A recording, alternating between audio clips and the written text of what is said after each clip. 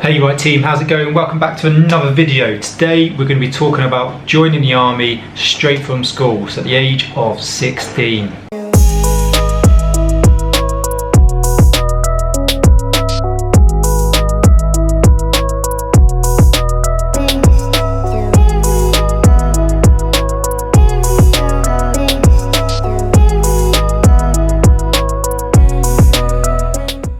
Before we get started though, make sure you click that thumbs up. It really helps the channel, really helps the video with the algorithm. Click that subscription button and turn the notifications on to stay updated for more videos on anything to do with military or fitness. So getting into it then, we're talking about joining the army straight from school. So I did this, I know a lot of people that have done this, but there's a lot of negativity about it as well, but also a lot of positivity. So it's sort of split. Some people think we shouldn't do it, some people think we should. I'm just going to talk about my experiences. I joined the army at 16, so I put my application in at 15 and 9 months, literally on the dot, because that's what I could do. You can hand your application in exactly on them. I then did selection, I think it was around July time, so I was then 16 and 1 month, and then I was in the army in September, so 16 and 3 months. I was then in the British Army at AFC Harrogate, because that's where you go there as a junior soldier. So no matter the trade, you will go to the Army Foundation College Harrogate if you're entering as a junior soldier. So normally as adult entry, infantry go to Cavalry for their phase 1 and phase 2, and then all other trades go to Apparel or Winchester for their phase 1, and then they go on to their respective trade training phase 2. So for Lark Hill, that would be, for the Royal Artillery, that would be Lark Hill. For the Royal Armoured Corps, that would be Bovington. For the medics, that's Lichfield, and so on and so on. All the differences with junior soldiers is everyone goes through Harrogate, including the infantry. So no matter what trade you're doing, you will go to AFC Harrogate for the year long term, and then after you complete that, you then go on to your phase 2. So even for the infantry, you then go from there to Catterick to complete your phase 2. For those that go into the parachute regiment, will then go and complete P company within their phase 2 at Catterick. You'll hear a lot of people saying we shouldn't give children or young adults this age weapons. We're teaching them to kill, they're too young to go on operations and overseas, etc, etc. First of all, we give cadets from age about 11 onwards weapons.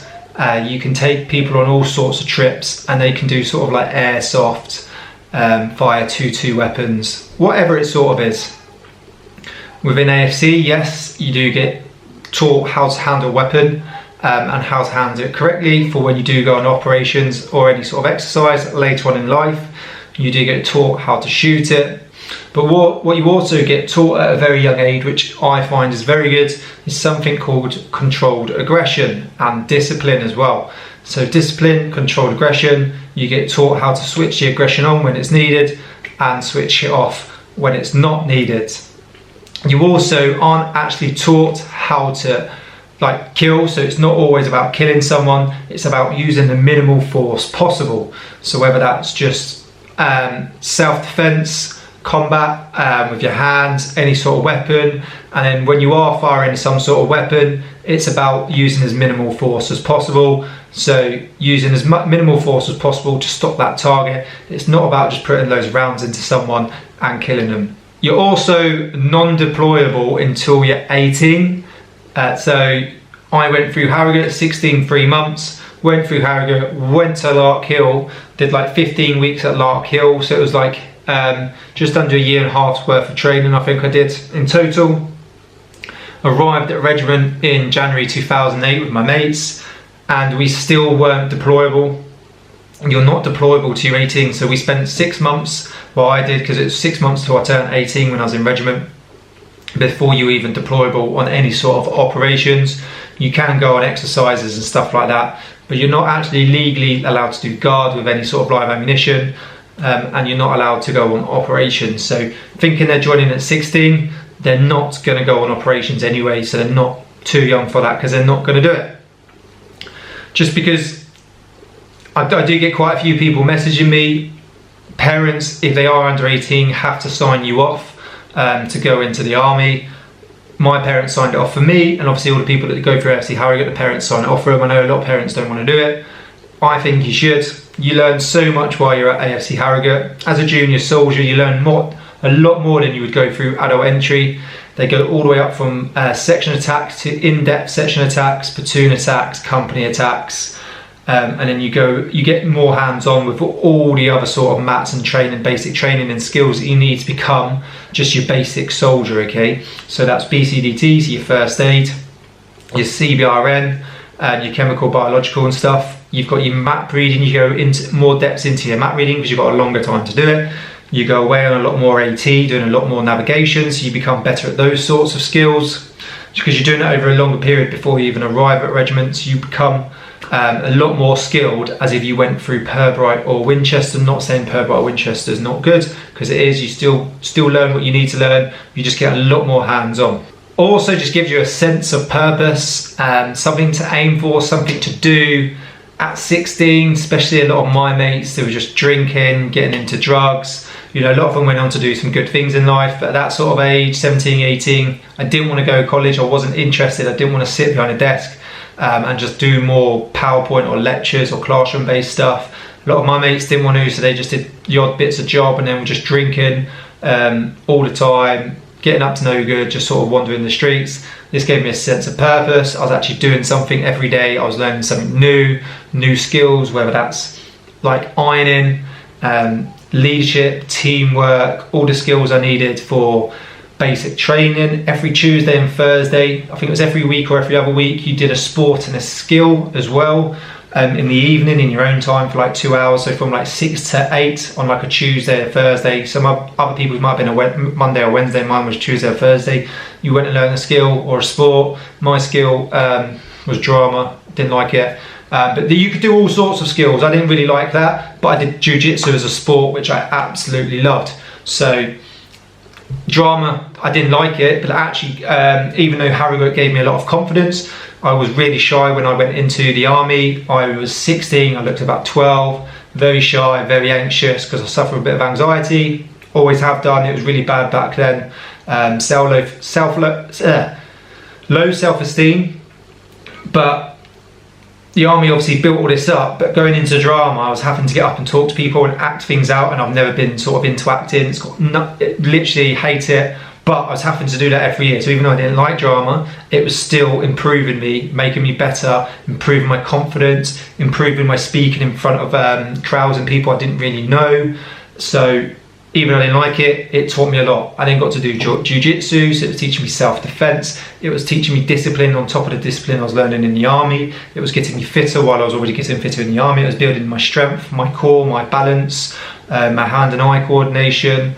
That was also improving my confidence. So there's so many benefits going through Harrogate. People were doing boxing, they were getting on football teams, they were doing cycling, they were doing judo, karate, they were doing all sorts in there. So even then, they're keeping you busy on an evening. You weren't getting up to no good, you were learning and improving. Maturity is a big one. You have to grow up fast when you're in the army. People think you get treated like a child when you're in AFC Harrogate because you're junior soldiers. You don't. They treat you like an adult. You have to grow up quickly, which is I think really good, because then it gets you set up better for life.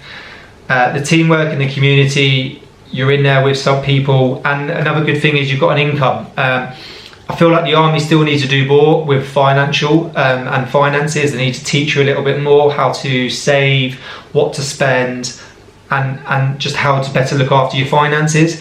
But at 16, it's really good. You start getting your own income. You start getting a sense of pride for it. You're like, oh my God, I'm working. I'm earning £700-800 a month. Towards the end, I think you're earning close to £1,000 a month. It might even be a little bit more with inflation and the way time's gone on.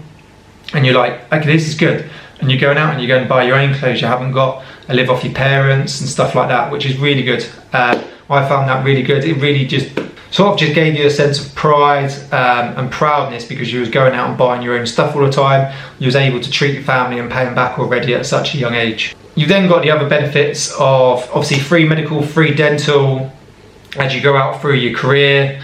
And then normally pretty much every trade and throughout the army now, you get your driving license. So at 17, I was in phase 2 and I got my driving license. I didn't have to pay for it. So there are other little perks as well.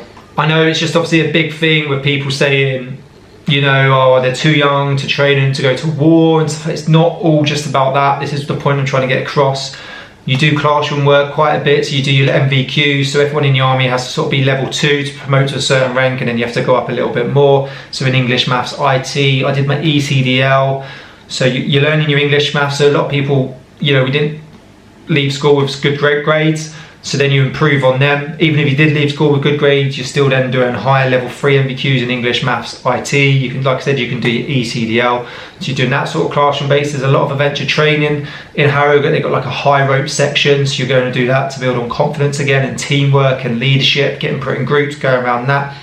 You go to Wales, you go to battle camp, do once again a lot of navigation. You do other good sports. You then do a battlefield tour over in France. Learn all about the history of World War II, D-Day, and a lot more. So it's not just constant training, getting thrashed. Let's just train these children to go to war. It's actually about developing them as people, helping them mature, giving them leadership skills, courage, integrity, self-discipline, all of that to go into later on into life, to be a better person. And it sets you up. The majority of like WO1s, regimental sergeant majors within the British Army, have come from the junior soldier background, so they are looking at doing a long 22-year to 24-year career, even longer commissioning as an LE, so a late entry officer. It does set you up for that, and like I said, the skills going all the way into like platoon attacks and then sort of touching on company attacks. It sets you up so much more for when you leave phase 1 and going into regiment. That's it. I honestly think it's a good thing. Going on operations at 18 is quite young, but if you're going through Harrogate, I feel like it really sets you up in life. You're working with people that are older than you as well, so you sort of have to mature quicker. I think it's definitely a great option. I know a lot of people don't think it do. It is sad when we lose people, anyone of any age. I know, especially when they're younger, they've got a whole career and life ahead of them. But I believe if joining the army is what someone wants to do, why should we stop them? You can do so many other things at 18. Why can't you join the army at 16, ready to deploy at 18? You know, we're happy for cadets to do it from age 11 to 18. I know the army's a little bit more serious, but they're still touching weapons, they're still shooting, etc. So definitely, if you're thinking about joining Harrogate, go for it. I think it's a great career choice. People say you should wait to get a little bit of life experience. Maybe. I'm leaving the army now. I've never sort of been in on Civvy Street. I've been in the army since I was 16. It's a very long time. It will take a lot of adjusting. I struggled before when I went to leave a few years ago. It was about 5 years ago now. I sort of learned how to overcome that. I'm glad I signed back on, and I'm hoping I can help you in these videos, whoever's looking to leave the army, or if you're joining the army at 16 or joined at 16, to help you later on in life when you leave to do that transition, because the army does sort of back you up with a lot of security with money, medical, dental, and all sorts. I'm going to show you how I did it so you can get a better understanding, so you don't have to worry about joining the army at 16. If you're a parent and you're worried, send us a message, we can talk about it. But I generally don't think you need to be worried, because all they're going to do at 18 is they're going to join anyway. Why not set them up for a better career, better training, ready for when they turn 18 anyway. Thanks for watching, hope you enjoyed the video. Give us a thumbs up if you did, click that subscription button, and I'll see you soon.